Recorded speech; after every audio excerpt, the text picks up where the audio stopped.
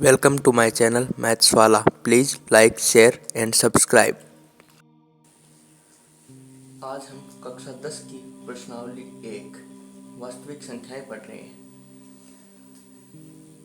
वास्तविक संख्याएं प्रश्नावली में 3 टॉपिक्स हैं। पहला वास्तविक संख्याएं, दूसरा अंकगणित की आधारभूत प्रमेय और तीसरा अपरिमेय संख्याओं का पुनर्भ्रमण। वास्तविक संख्याएं, इस टॉपिक के अंदर वास्तविक संख्याएं जितनी भी आज तक हमने पढ़ी हैं उनका जो बेसिक है वो सब पढ़ना है। और दूसरा टॉपिक अंकगणित की आधारभूत प्रमेय। ये प्रमेय है, इसके अंदर हम HCF, LCM वगैरह निकालना सीखेंगे। इसकी प्रमेय ये है, प्रत्येक भाज्य संख्या को अभाज्य संख्याओं की घातों के गुणनफल के रूप में लिखा जा सकता है। और अपरिमेय संख्याओं का पुनर्भ्रमण, इसके अंदर जो भी हमने आज तक पढ़ा है अपरिमेय संख्याएं। तो अब हम पहला टॉपिक पढ़ते हैं, वास्तविक संख्याएं। वास्तविक संख्याओं के बारे में जो बेसिक है वो पढ़ते हैं। पहले, संख्याएं दो प्रकार की होती हैं। संसार में संख्याएं दो प्रकार से हैं। एक तो वास्तविक संख्याएं यानी रियल नंबर, और एक अवास्तविक या काल्पनिक संख्याएं यानी इमेजिनरी नंबर। अब वास्तविक संख्याओं को निम्न प्रकार से बांटा जाता है।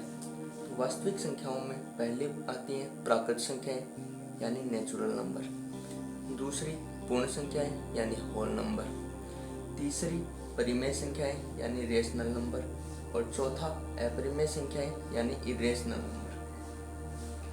अब हम पढ़ते हैं प्राकृत संख्याओं के बारे में। प्राकृत संख्याएं, नेचुरल संख्याएं वे होती हैं जो प्रकृति में प्राकृतिक रूप से विद्यमान होती हैं।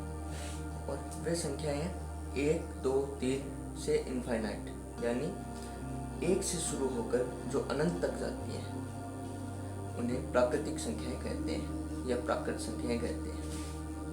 दूसरा पूर्ण संख्याएं। पूर्ण संख्याएं में जो प्राकृत संख्याएं हैं उनके अंदर हम 0 को भी शामिल कर देते हैं तो वो पूर्ण संख्याएं हो जाती हैं। अब देखो, प्राकृत संख्याएं जो है उनसे हमारी जो विश्व है उसके अंदर ज़रूरत पूरी नहीं हुई, तो उसके अंदर हमने एक 0 को भी ऐड कर दिया, जिसे हम पूर्ण संख्याएं बोलते हैं। अब तीसरा हो गया 0 पूर्णांक संख्याएं। पूर्णांक संख्याएं वे संख्याएं होती हैं जिनके अंदर ऋणात्मक, 0 और पॉजिटिव ये तीनों संख्याएं शामिल हो, यानी कि जो प्राकृत संख्याएं हैं उनका नेगेटिव और पॉजिटिव वो हो और 0 भी शामिल हो।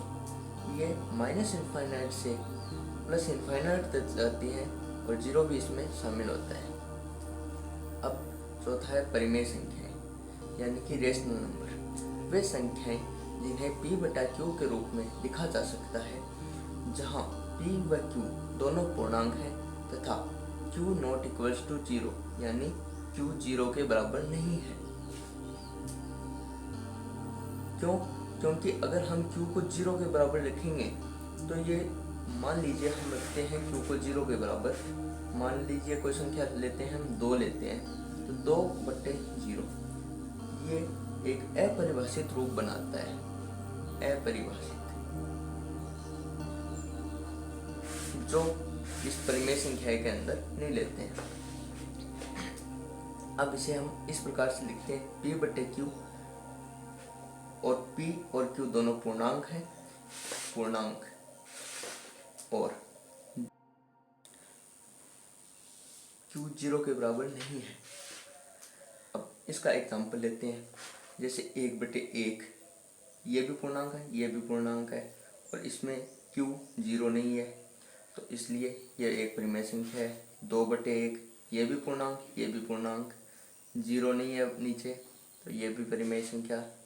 ये भी पूर्णांक, ये भी पूर्णांक, नीचे 0 नहीं है, ऊपर 0 है लेकिन नीचे 0 नहीं है, इसलिए ये परिमेय संख्या। ये -1/1 ये भी पूर्णांक, ये भी पूर्णांक, इसलिए ये परिमेय संख्या, और नीचे 0 नहीं है। -2/3 पूर्णांक, पूर्णांक, ऐसे ही हो गया। अब पांचवा अपरिमेय संख्याएं। वे संख्याएं जो परिमेय संख्याएं नहीं हैं उन्हें अपरिमेय संख्याएं कहते हैं, यानी कि जिन्हें p बटे q के रूप में नहीं लिखा जा सकता उन्हें अपरिमेय संख्याएं कहते हैं। p बटे q के रूप में नहीं लिखा जा सकता और p और q दोनों पूर्णांक नहीं है। जैसे √2। अब भाई हम √2 को p बटे q के रूप में तो लिख सकते हैं, क्योंकि √2 बटे 1 ये लिख सकते हैं अपन √2 को, लेकिन इसके अंदर जो √2 है पूर्णांक नहीं है, इसलिए ये अपरिमेय संख्या हो गई। अब 2/0 ये एक अपरिमेय संख्या है, क्योंकि इसे हम उसके रूप में नहीं लिख सकते परिमेय संख्या के रूप में, क्योंकि ये जो 0 है वो q के बराबर है और q कभी 0 नहीं हो सकता, और 1/0 भी वही होगा, और 2 + √5 यही होगा, अपरिमेय संख्या होगी। तो इसके बारे में आगे का जो टॉपिक है अंकगणित की आधारभूत प्रमेय, ये हम अगले वीडियो में देखेंगे।